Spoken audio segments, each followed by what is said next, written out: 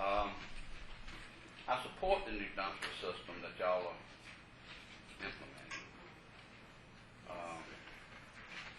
Even the upfront cost, as long as you can save money in the long run. And I think y'all have done the studies that have verified that spending the money now will save money later. There are two concerns I have. And one is, what is going to happen to debris that is dumped on private land as a result of a manned dumpster system? Now, my family battled illegal dumping on my grandfather's farm for years and years and years. It's not an issue now because I've moved there.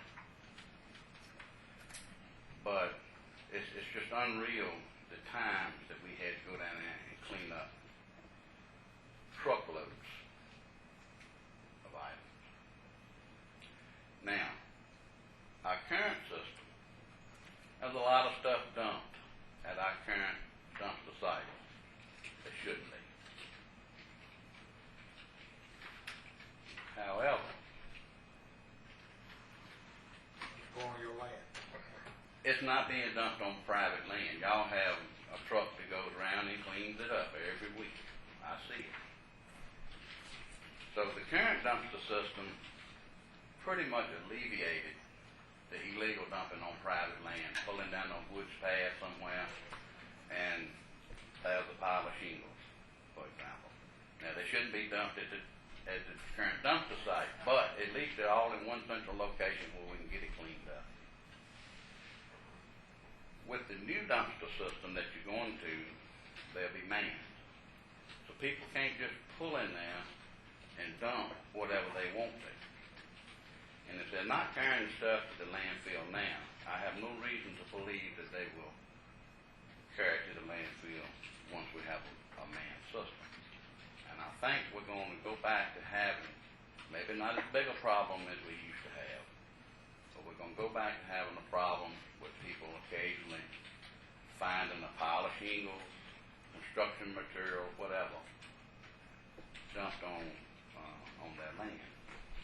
And my question to you is, if we're going to change the dumpster system, that we go to the new system, is it unreasonable for the taxpayers to request, if they find where there's been illegal dumping on their land, would it be unreasonable for the taxpayer to ask the county if they could send a crew out to clean it up? I think it's going to be an issue because, like I said, if they're not carrying it to the landfill now, they're not going to carry it to the landfill once we have a manned system. They're just going to dump it at the most convenient place they can do it. So, if a landowner pulls down his path and finds demolition where something's been torn down, or I don't think white goods are an issue now like they used to be, because I think y'all are going to accept them in the new dumpster system, from my understanding. But say a pile of shingles, would it be unreasonable to ask the county, can you send the inmate work crew out to clean it up, or can you send your truck out with the forks on it to clean that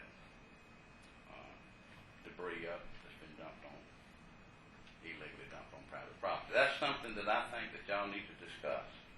We will. They will discuss it.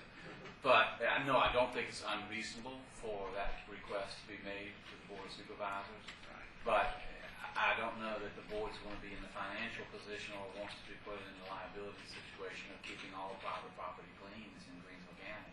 There's been a lot of dumping that goes on now. It's just shingles and tires and white goods, and there's not too many months to go by we don't have a request for the board to come and do something, or goes to the staff that we do something, and we can't afford to keep everybody's property clean. I wish that we could. I understand that. But, I know several years ago on Rockridge Road. Inmate work crews came out from the prison and spent 2 or 3 different weekends getting all the stuff up that's been thrown off the side of Rockridge Road. And, you know, it looks so much better now than it did. I'm sure it does, yes. You know. My second question concerning the new dumpster system is, I think our dumpster system is kind of modeled after Southampton's. And this year, I don't know if y'all are aware of it or not, but at the beginning of this year, Southampton County is charging every household $200 for the stickers that allow them to dump at their dumpster sites. When they first came out with it in Southampton County, you know, every household got 2 stickers. And that's my understanding. We're going to have some type of sticker system where allows you to dump at the dumpster. This year, Southampton County has implemented a $200 fee per household for those 2 stickers. And it's included on your tax bill. My question is this new system eventually going to lead to the same thing Southampton has done this year? And I think we have to ask, if you don't mind being. I don't mind. Okay, I think we have to ask ourselves, why did Southampton County have to go to that measure? I think they had several alternatives to deal with their trash disposal issue, and that is to either go up on taxes by that amount or assess each individual household by $200. They chose, the Board of Supervisors there in Southampton County chose to go up to $200 per household. And our solid waste disposal system will be somewhat like Southampton, but not exactly. And I don't think that's the issue. The issue is, where do you take your trash once you've collected it? And Southampton County is a member of SIPSA, the Southeast Waste. It's a big super landfill in Suffolk that most all of the localities in the Hampton Roads area belong. Basically, they don't have their own landfill. They don't have their own landfill. I didn't realize that. And that is the significant difference. We have our own landfill, and we can control costs. We're not